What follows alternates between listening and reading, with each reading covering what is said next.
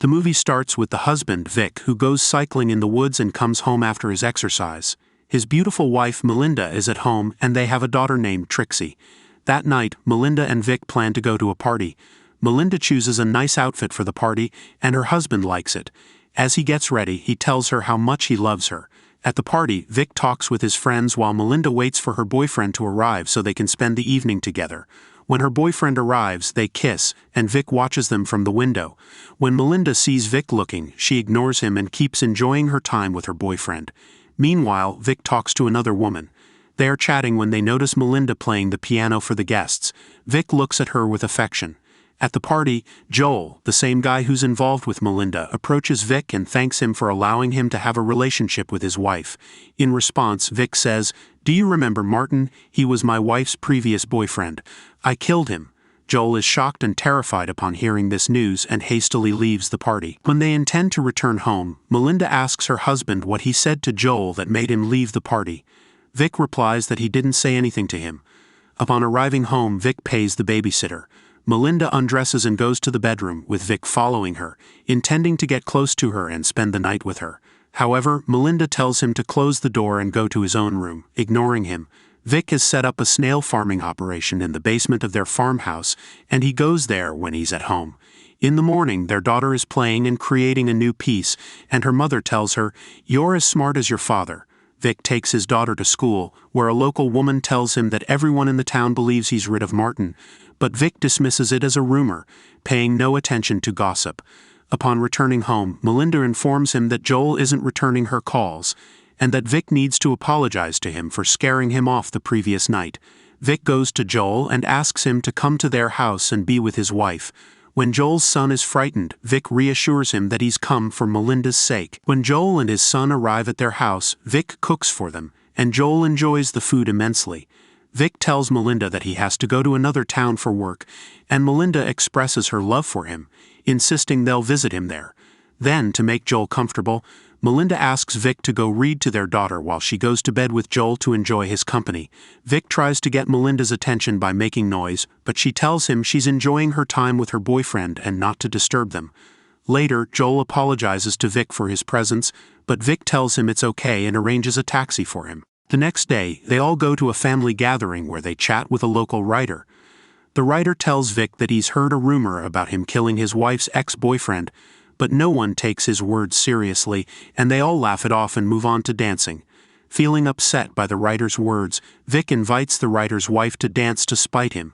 Everyone is surprised by Vic's behavior because he has never danced with a woman before, and Melinda feels jealous.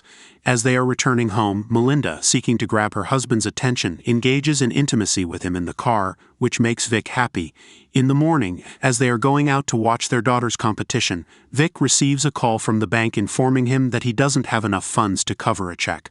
When Vic learns that the check is for the person who found Martin's body, he realizes that Melinda gave the check to her piano teacher. He goes to the piano teacher only to find Melinda there with her, and he realizes that his wife is having an affair with her piano teacher. When he returns home, he sees on the news that Martin's body has been found. The next morning, as Vic is returning home, he sees the piano teacher with a bunch of flowers on the street. When he gets home, he finds the flowers on the table and realizes that the piano teacher has visited his wife. The next day, Vic goes to a restaurant with his friend, who tells him that the rumors about him have ended because they found Martin's killer, so he shouldn't worry anymore. Melinda doesn't come home that night and spends the night with her piano teacher, much to their pleasure. When she returns home in the morning, Vic is waiting for her. He tells her to end her relationship with the piano teacher because he's not okay with it. Melinda denies ever doing such a thing and enjoys having her around, refusing to leave Vic's side and going to her room. That same day, they attend a party with their other friends. Melinda is swimming in the pool with other guests and having a good time. Vic is smiling at his wife when he sees the piano teacher, which makes him angry. Their son starts playing the piano, and everyone enjoys it and starts dancing. Melinda comes close to Vic, leans on him, which excites him, then goes to her boyfriend. Vic sees that Melinda is intimate with him in the room. They both go to the pool, and it starts raining. Everyone goes inside except for Melinda's boyfriend and Vic. When Vic realizes that no one is there, he takes the opportunity and drowns Melinda's boyfriend in the pool, then returns to the others inside the house. Melinda, going to her boyfriend, sees his lifeless body in the water, pulls him out, calls for help, performs CPR, and calls an ambulance. But he dies. The police come and ask them questions, but everyone says they didn't see anything, and it was an accident. Melinda accuses Vic of being responsible. On the way back home, Vic tells his wife that she's mistaken and he's not at fault. The next day, as Vic goes outside, he feels like someone is following him. When he goes to his daughter's school, he sees the writer's wife there and invites her to dinner at their house with her husband. The woman warns him to be careful because her husband believes he harmed their son. When they go to the party at Vic's house, Vic takes the writer to the basement and shows him the snails, telling him not to spread rumors about him among others. The writer assures him he won't because he doesn't want to get involved. The next day, as Vic goes outside, he sees a car following him. He then goes to the writer and his family and tells him he knows he hired a private detective to follow him. The writer's wife, realizing this, gets very angry with him. As Vic is going home, he sees his wife has found a new boyfriend and is about to go out with him. When Vic returns home, he finds that his wife has come home after her romantic rendezvous and is talking to her boyfriend's son. He realizes that the son wants to take her and their daughter away to another city to distance them from him. Because of this, Vic invites an old friend of his wife named Tony to come to their house. When Tony arrives, Melinda is very happy. They cook dinner together, and Melinda tells Tony in front of her husband that she misses the times they used to sleep together. They have dinner together, and Melinda, oblivious to Vic, enjoys herself with Tony, which makes Vic jealous. Melinda goes to the bedroom with Tony and sees that Vic is watching them, but she doesn't care. The next day, Vic goes to Tony and invites him to visit a new property he has bought near the forest. Tony agrees, and they go together. As Tony gets into the car, Vic quickly drives and takes him to the forest. He takes Tony's documents out of his pocket, drowns him in the river, and sends him downstream. Then he calmly returns home and has lunch with his daughter.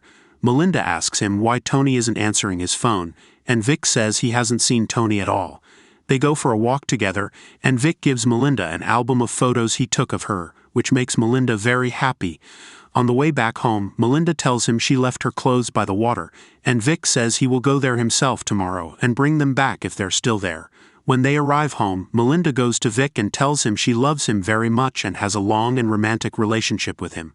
The next day, Vic rides his bike to the forest. While at the same time, Melinda goes to the basement and sees Tony's documents in a container of water, confirming that her husband killed Tony. When Vic reaches the river, he sees Tony's body floating in the water, so he pushes him underwater with a stick. He realizes the writer is following him and has seen all these scenes. Vic goes after the writer to catch him. Melinda is crying and packing her things at home when her daughter throws her suitcase into the pool and tells her they won't go anywhere. As Vic is chasing the writer, he throws himself in front of the writer's car, causing him to lose control and crash, then fall into the water. Vic returns home, and Melinda tells him she found Tony's belongings and knows Vic killed him, but she burned them to give their family another chance to be together. Thank you for watching. Don't forget to subscribe. See you on the next video.